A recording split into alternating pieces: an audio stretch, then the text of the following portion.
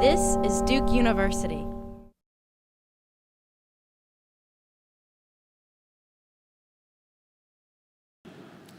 I would like to welcome all of you, graduates, family members, and friends, to this celebration that marks an important transition in the lives of so many people. Our graduates have earned numerous individual distinctions already, but here is one distinction that all 189 of you share. The class of 2014 is Duke's 40th public policy class. This means that you are part of a long and proud tradition. It also means that you are joining a large and accomplished network of alums. We are confident that today's graduates will leave here ready to join these alumni in our shared effort to make the world a better place. What makes us so confident that you will do that?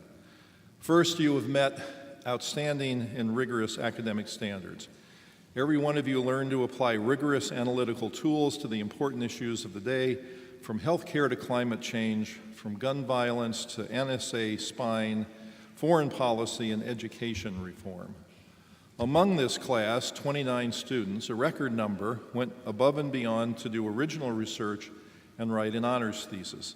This is not only an intellectually challenging process, it also requires, as they will tell you, a strong will to persevere and overcome obstacles. We also are confident because each one of you completed internships in which you applied academics to real-life situations.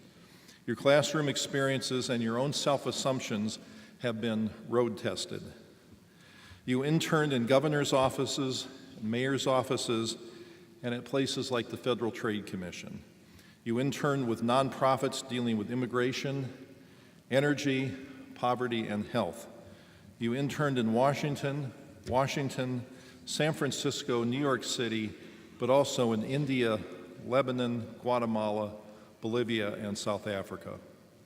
Along the way, you encountered surprises. For instance, one student who described herself as a, quote, child and family policy, international development policy kind of kid, close quote, who said Wall Street is the last place you'd find her after graduation, discovered during her internship that she genuinely enjoyed learning about the short-term credit industry. Finally, we are also very confident and proud because we have seen who you are and what you can do. You held leadership positions in student government, at the student newspaper, and in student organizations. You won scholarships and postgraduate fellowships. 7 of you speak Arabic, considered by many to be the most difficult language for non-native speakers to learn. You also have a heart. You raised money for holiday meals for local families, tutored in Durham schools, and delivered Meals on Wheels.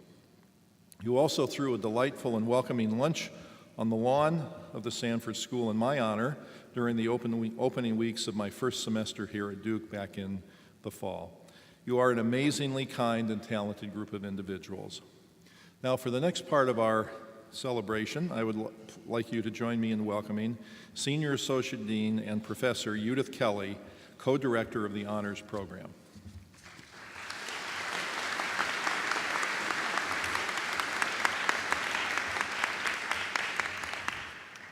Thank you very much. It's my honor to introduce to you our honor students from this year's class. Would our honor students please stand?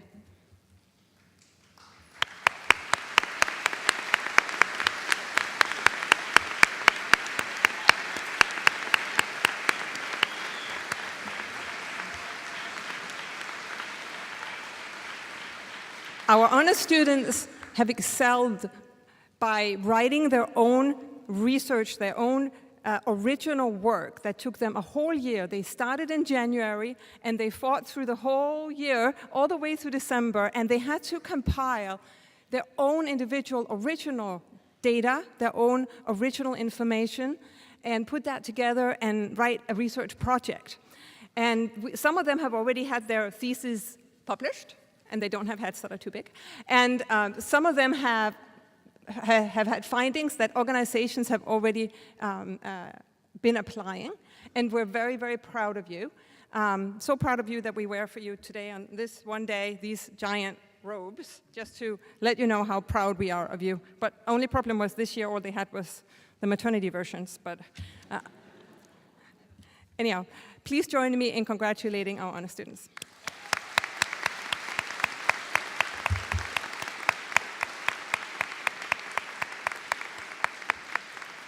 Please be seated.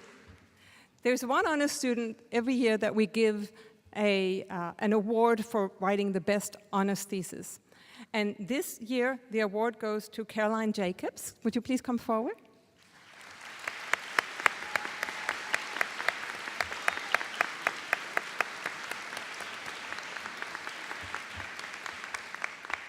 Caroline's thesis was advised by Ken Rogerson, who is a director of undergraduate studies, and by Nick Carnes, who is a professor here in public policy. He is also seated behind me on the stage.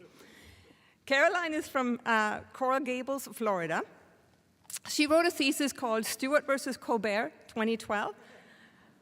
How satirical coverage of the 2012 presidential election affected college students. Nick Carnes, her primary advisor, wrote, "This project is an outstanding senior thesis. Scholars know that people who watch political satire tend to be more engaged than people who don't. But the causal relationship between the two has always been murky. Maybe satire makes people more engaged, or maybe political junkies seek out satire. This paper shows that watching political satire causes increases in engagement. It represents the very best of what we are trying to achieve in a public policy school. It provides rigorous analysis of an important social phenomenon, and it pushes forward the frontiers of knowledge in a way that can be useful to both scholars and practitioners." The award committee wrote about the thesis, "Jacobs leveraged a creative mix of observational and experimental research." I mean, she sat down and had people watch different satirical programs to illustrate how viewing political satire is influencing political interest. My hat's off to you. Knowledge and engagement among young people.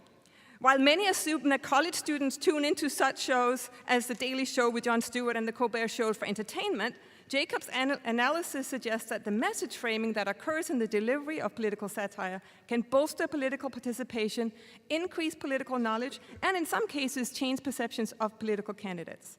Remarkable work, an important question, clever research design, skillful execution, and wonderfully written and translated for a wide audience. Caroline Jacobs.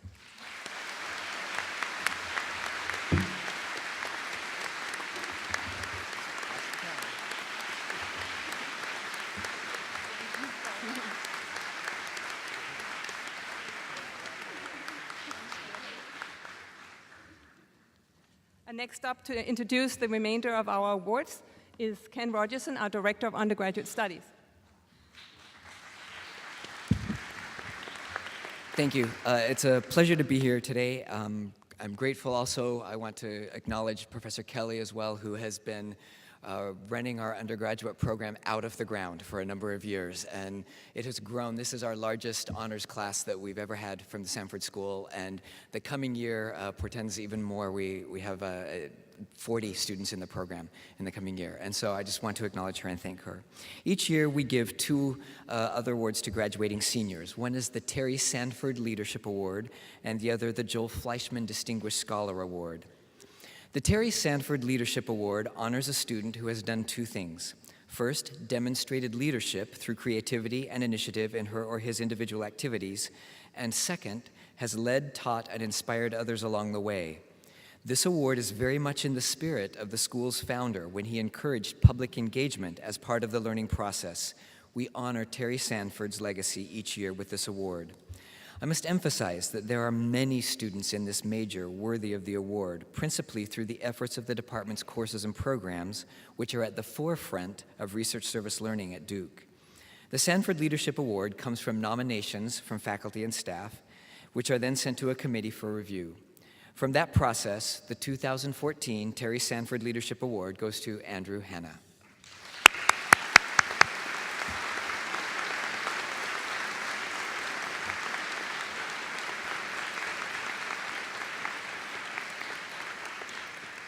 Andrew is from Jacksonville, Florida, and in addition to his public policy major, earned a minor in Asian and Middle Eastern Studies. From his nomination letter, Andrew's leadership, service, and scholarship are stunning. His combination of university, community, and global leadership is truly extraordinary. At Duke, he was elected class president twice, both during his sophomore and his senior years. He was president of the Duke Partnership for Service, a campus group that matches students with volunteer opportunities. He also has won a leadership award from the university. He facilitated connections between Duke and Durham through being the founder and co-director of a peer mentoring program to help first-year high school students make adjustment to their new situation. He worked with the Seedlings program, tutoring elementary-age students in local schools. Andrew's work globally focused on youth issues. He has been a volunteer with organizations to help young people in Haiti and South Africa. He was selected as a UN youth communicator, traveling the world to meet with global leaders about issues young people face. He was one of 2 representatives chosen by the State Department to represent the United States at the 7th UNESCO Youth Forum. Since then, he has continued working with the U.S. Commission to UNESCO as a member of the Youth Working Group. These interests culminated in Andrew's honors thesis on the problems of global youth unemployment. And this summer, Andrew will work in the White House in the Office of the Vice President. Congratulations, Andrew.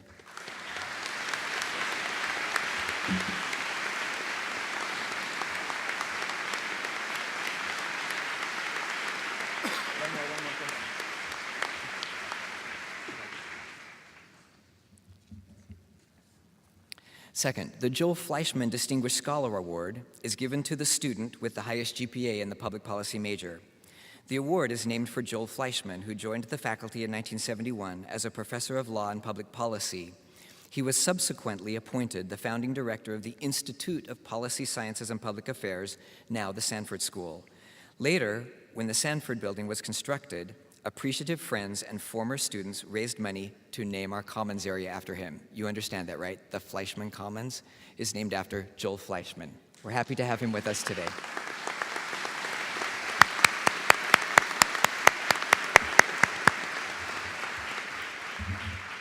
Okay, I must say with a bit of pride that this award is always competitive.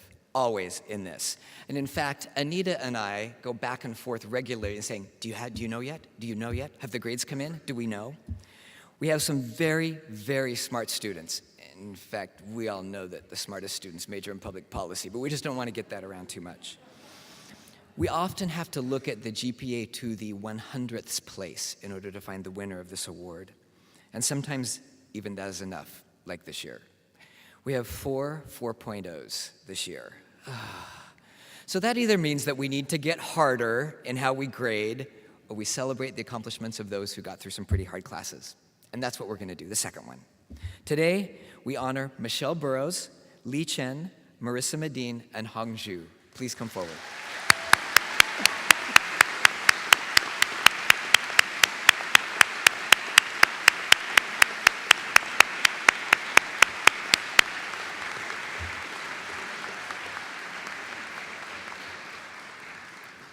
Michelle is from La Canada, California. She has a minor in education and elementary teacher preparation program plans, and plans after graduation to teach at Beauvoir, the National Cathedral Elementary School in Washington, D.C. Michelle, raise your hand so people know who you are. There we go. Li is from Irvine, California, and she also earned global health and chemistry minors. Li, there we go. Marissa is from Bethesda, Maryland, and also earned an art history minor and will be attending Yale Law School in the fall. Marissa. And Hong is from Wayne, Pennsylvania. She double majored in economics and public policy with a minor in political science and will be working at a management consulting firm in Washington, D.C. Congratulations to all of you.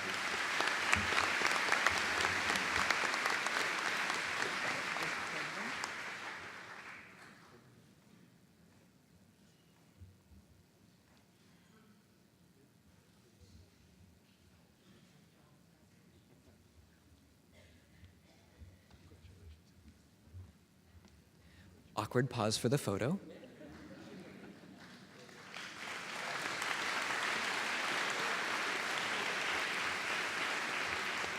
Thank you.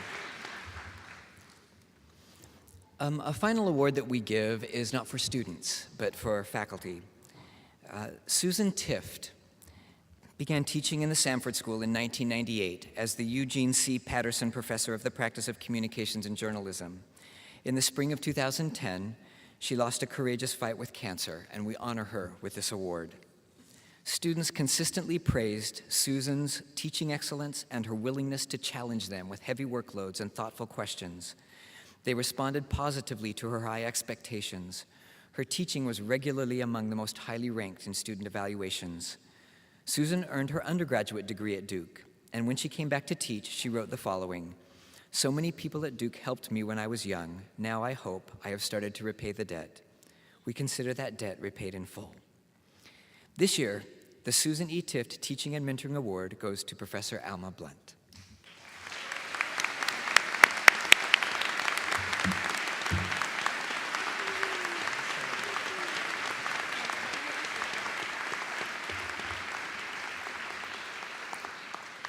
From her nominator, Professor Blount's ability to pull the very best work from her students is what makes her truly stand out. From my interactions with her, I will take with me the inspiration of a fierce, passionate woman who does not apologize for toughness, but still amazes me with her kindness. I think her contributions can be summed up with some sampling quotes from her teaching evaluations over the years. Having her as a professor was a blessing and has had a huge impact on my life at Duke. She really cares about her job and is so invested.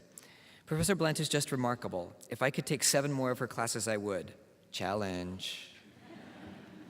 Professor Blount lives and breathes this course, enthusiastic, thoughtful, and compassionate.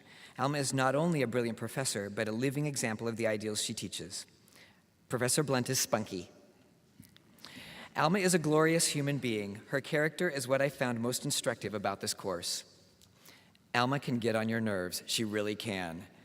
That's why she's so helpful, and ultimately one I learned so much from. Thank you. It is the greatest pleasure to work with you, Alma. Congratulations.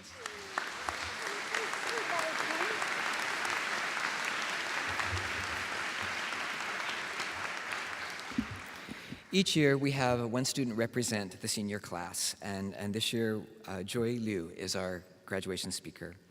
She is from Rancho Cucamonga in California. She is a public policy and biology double major, which, by the way, is kind of cool because there are no cross lists, okay? She has worked with Duke Face AIDS and HIV awareness for college students in the United States and in Rwanda. And she worked for a summer at the Duke National University Singapore Medical School. Oh, that's what she will do this summer, is work for the National University of Singapore Medical School. Joy.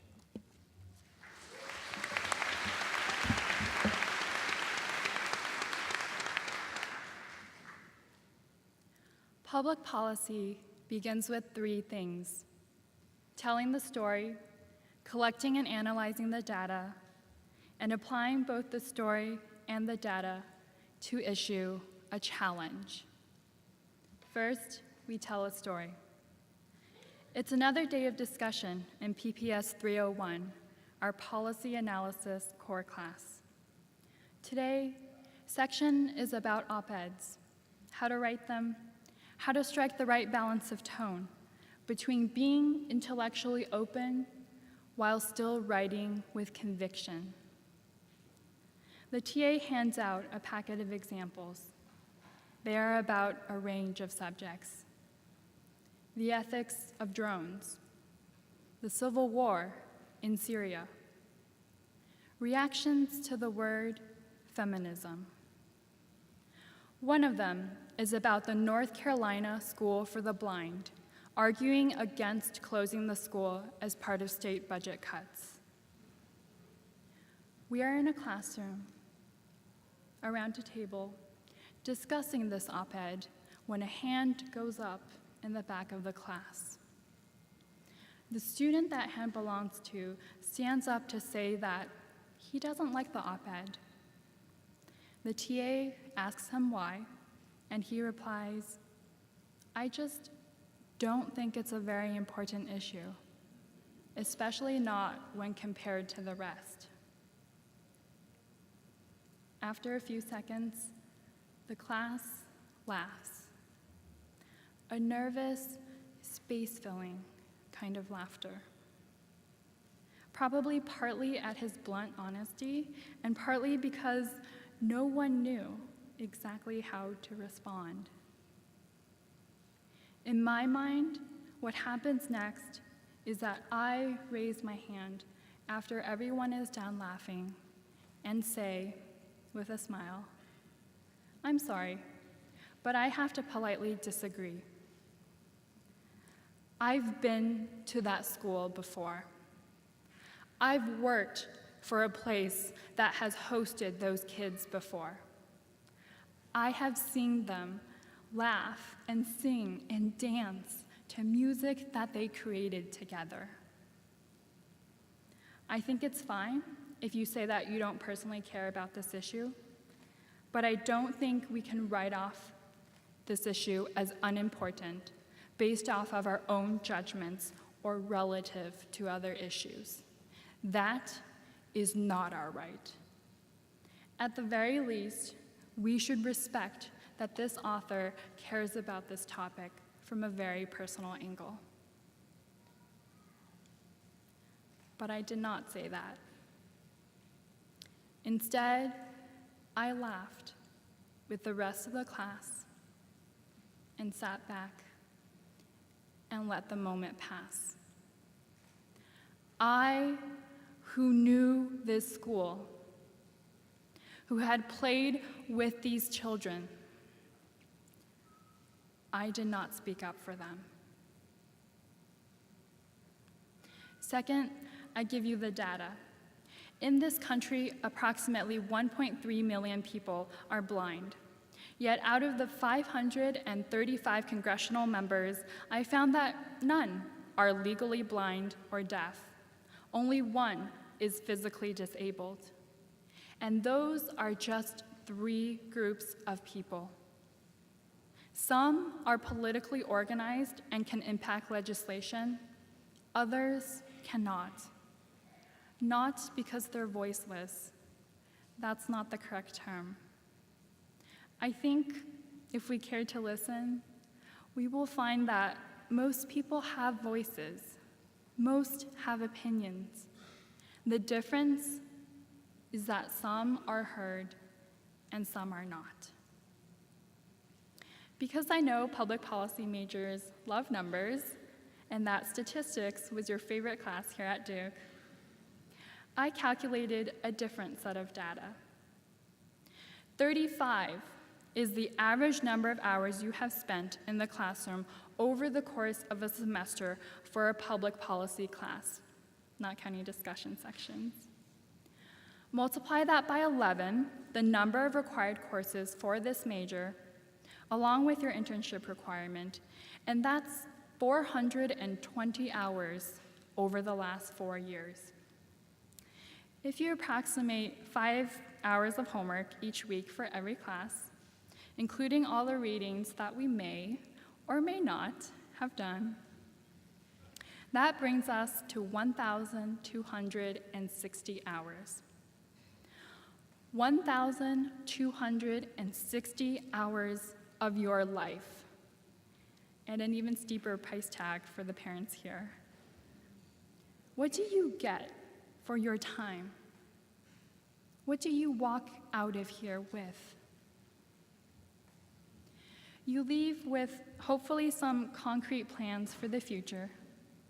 You leave with the ability to do a quick calculation of prisoner's dilemma when you're waiting for the next Game of Thrones twist. Some of you who spent your internships in DC might leave with regret that the legislative process is not quite as exciting as House of Cards or Scandal. On a more serious note, you leave with a wider breadth of knowledge and curiosity about the world. But equally important, you leave with the perceived credentials to be present in places of power where decisions are made. And one of these days, you will find yourself in a room around a table, having a discussion not unlike the one I had about the School for the Blind. Except this time, it will not be in a classroom where the only cost is your own conscience. It will be in a room where decisions are being made for people who are not there, decisions that will impact lives beyond your own. And when that moment comes, when you are caught in those split seconds of decision or indecision, when you feel your voice caught in the back of your throat, even when there is still uncertainty, will you say something? Will you have listened enough to understand the opinions of those who are not included? We would not be public policy majors without wanting to tackle complex problems. And so, as we enter the world as the Sanford class of 2014, I challenge you, when that moment comes, to make Duke proud, make Sanford proud, and most important of all, give yourself the satisfaction of knowing that you did right by those who taught you, mentored you, listened to you, believed in you, and shared a part of their lives with you here at Sanford. And it is with this challenge and this great hope that I send you out. Congratulations, Sanford class of 2014. Thank you.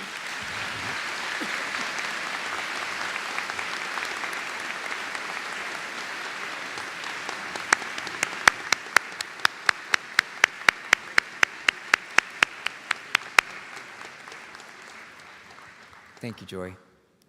We will now present the graduating class. Names will be read by Professors Catherine Admay, Mark Juland, Judith Kelley, and Elizabeth Figdor. Students, I think you know the rules. We'll stand up row by row, but don't everyone stand up at the same time. Wait until you're given the indication to do so, and then process across the stage. Parents, families, and friends, you may take pictures, but please keep this center aisle right here clear. And as opposed to the unenlightened traditions of high school, you may cheer. Ladies and gentlemen, the Sanford School of Public Policy undergraduate class of 2014.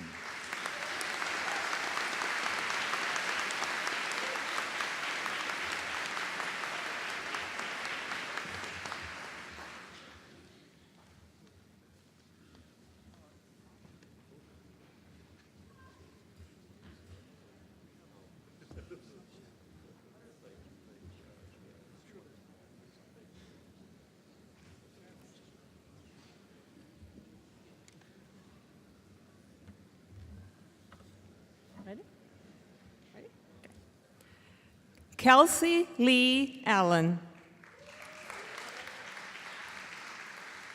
Ryan Sandro Amos. Nancy Helen Anderson.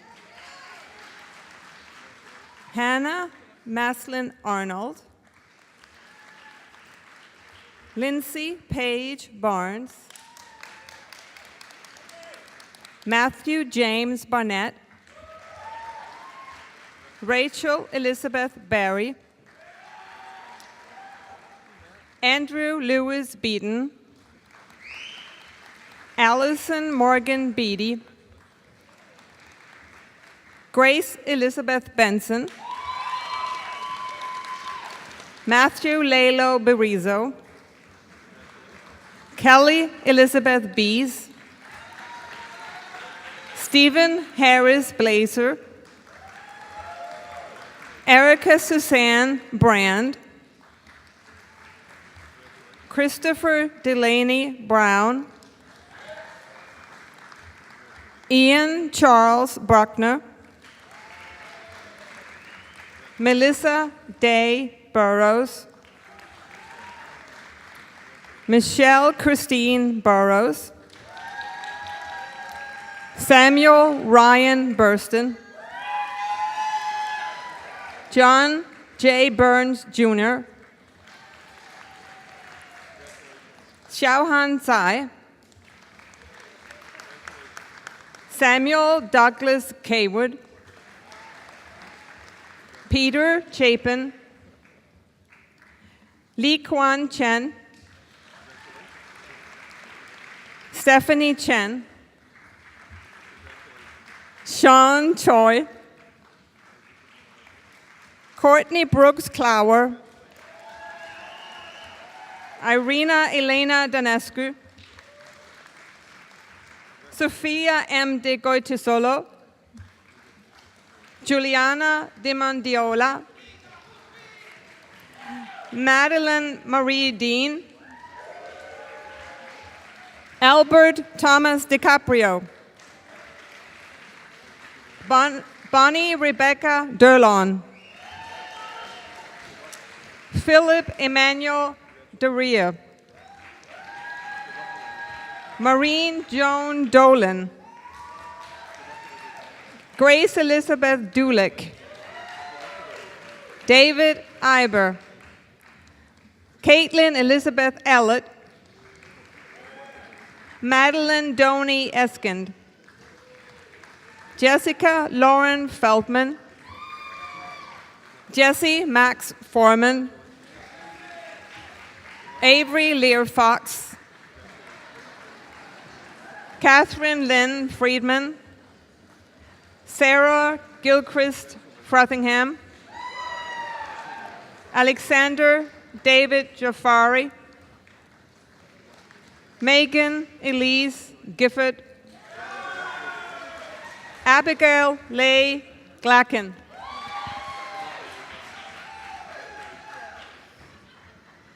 Lauren Elizabeth Gonzalez, Hannah Haley Goranson, Matthew Evan Gordon, Melanie Liza Green, Tanvika Gupta, Spencer Paul Gwazdik, Imran Hafiz, Nadia Jessica Haji, Andrew Leon Hanna, Elizabeth Hanna, Michael Ryan Harris, Shelby Brianna Hart Armstrong, Mona Lisa Atif Hassan, Anne-Marie Helbling, Markayla Nicole Hester, Andrew Harden Holmes, Adrian Hoodmont, Ryan Edward Hottenberry, Maya Danaid Hutt, Caroline Michelle Jacobs, Froze Asanuma Jamil, Emanuela Jean Etienne, Nicole Ayana Jenkins, Manoon John, Samuel James Jolly, Dan Sungwon Jung, Christopher John Kachadorian, Erica Kim, Andrew Thomas Klingner, Anna Jane Kelsch,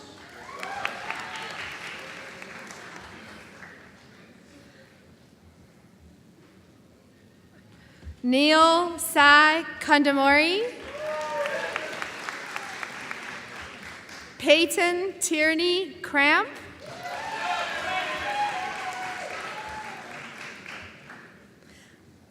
Dana Lisa Krauscher, Julia Lynn Cronenfeld, Vinay Kumar, Corey Olivia Lancaster. Theodore LaRose IV. Susan Abigail Larson. Lauren Elizabeth Lashmet.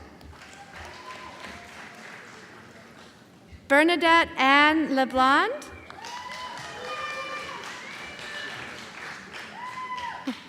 Desmond Jamal Lee.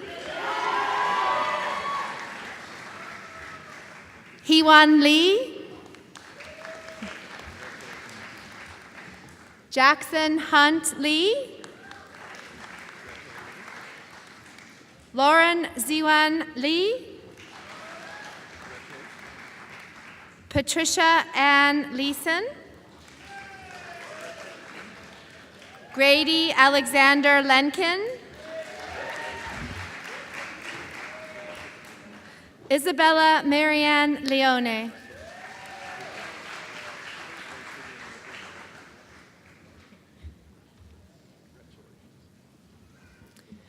Joy Chang Liu.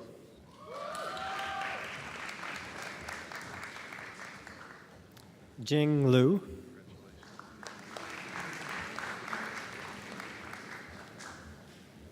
Ellen Grace Lin.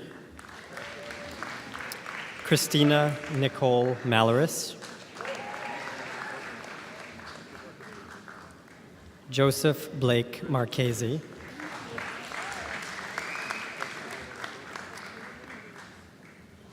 Caroline Elise Marshallock. Camila Aurora Martinez. Hanna Allison Machik. Catherine Holly McCaffrey. Kevin Allen McDonnell. Marissa Weil Medine. Carmi Silber Medoff. Melissa Ann Miller. Jamie Yusung Moon.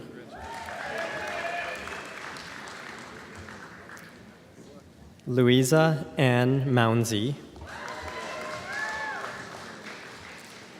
Craig Joseph Moxley. Flora Ann Mulia.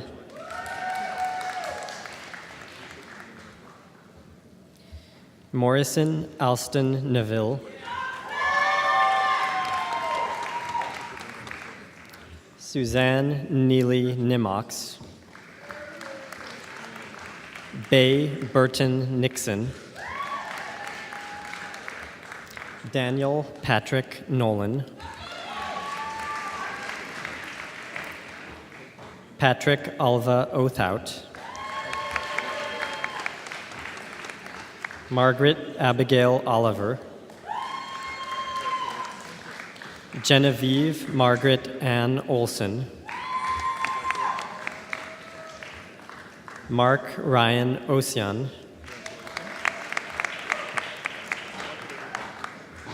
Ellen Murray Paddock. Ajay Pradeep Parikh.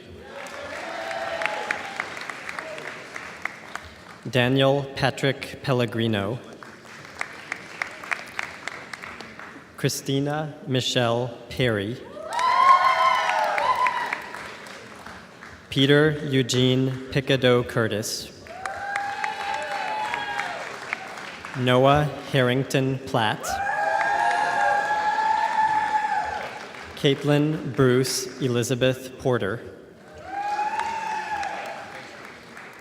Stephen Patton Potter II. Mrinalini Ravati Prasanna.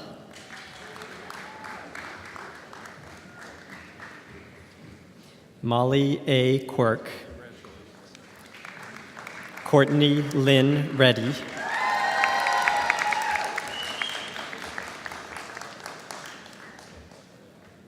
Jack Walker Reedy. Elizabeth Wynne Reeser, Caroline Hamilton Wren,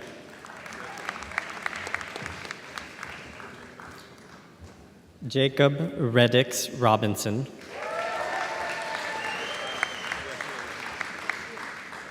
Andrea Joanna Rodinchuk,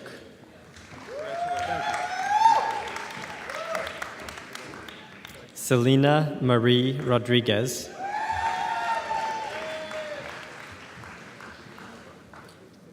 Maria Cecilia Romano, Ethan James Ruby,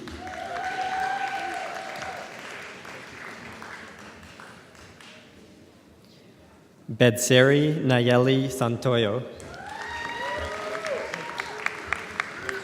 Chelsea Jean Sawicki,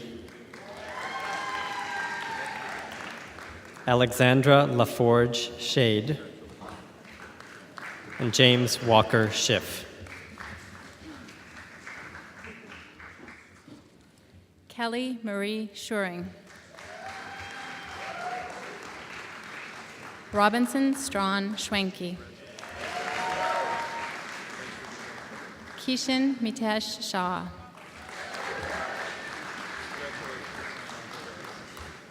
Pratik Prasant Shah. Margaret Julia Shannon. Benjamin Joseph Shantz. Evan Patrick Shea.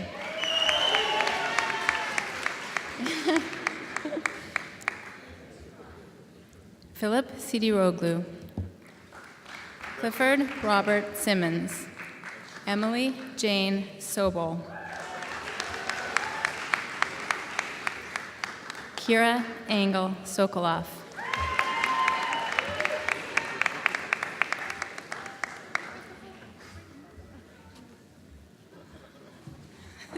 It's going to be slow today. Adam Daniel Summer. Michelle Marie Spencer.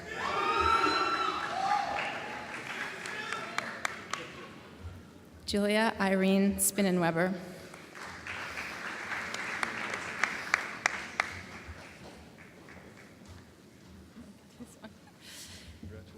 Nandini Kritika Srinivasan. Tyler Stannard Steed. Julie Elizabeth Stefanich. Tara Druding Stokes. Rosalind Claire Stovall. John Nicholas Tarpey. Dixie Tauber. Christopher Scott Taylor. Nabiat Tesfai Teklu. Christian Zachary Thur. Matthew Benjamin Thierry. Charles Spina Thurston. Tian. Rosa Del Carmen Toledo. Stephanie Stella Simas. Daniel Francis Turner. Mindy Vaudry. Priscilla Venkatachalapathy. Lindsay Ann Ware. Natalie Rhodes Wegner. Brianna Jean Welch. Henry Scott Welsh. Timothy Lawrence Wirtz. Nicole Yunha Wang. Arthur Maxwell White. Morgan Lee Wiley. Amelia Page Wise. Edwin Wilbur Woodhouse III.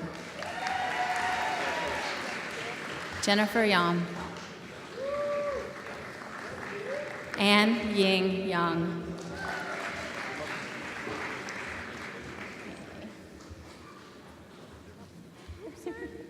Amanda J. Young. Zachary James Zarnick. Kathy Wong Zhou. Hong Zhu.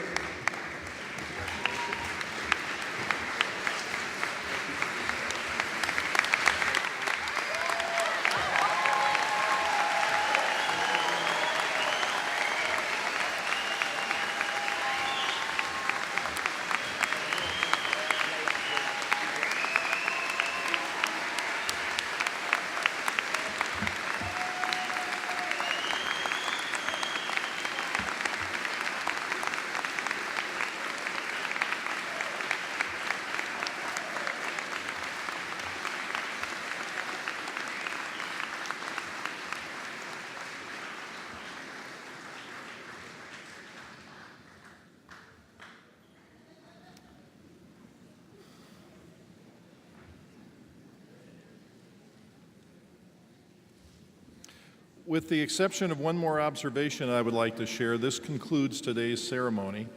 As you all know, Duke University's commencement takes place tomorrow at Wallace Wade Stadium, followed by a diploma reception in Sanford's Fleishman Commons from noon to 1:30.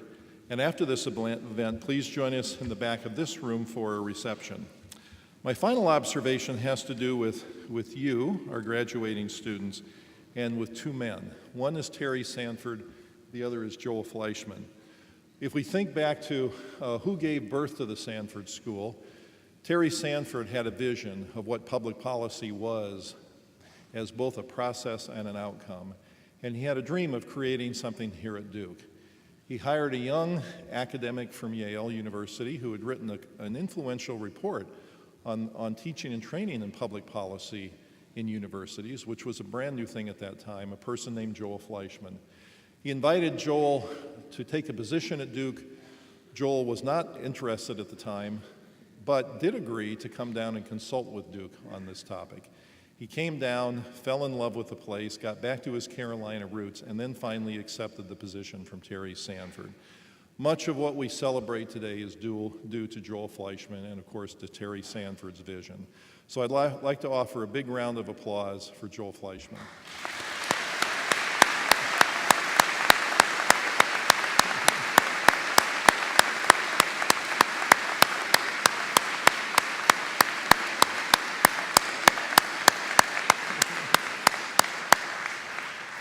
And if you haven't had the opportunity to meet Joel in person, please take the opportunity to do that when you have the chance. He's about the most kind and gracious person you'll ever meet. Back to Terry Sanford, former governor of North Carolina, a U.S. senator, and president of Duke University. He founded the Duke Public Policy Program with the intent of instilling graduates with an abiding concern for justice, an intellectual sharpness, and an ability to think straight now and throughout life. If Terry Sanford were here to meet the members of the class of 2014, we know he would be impressed. We know that his ceaseless hope for a better future would be reinforced, and we know that he would be as proud of you as we are. Let's rise to our feet and offer our warmest congratulations to the Sanford School of Public Policy class of 2014.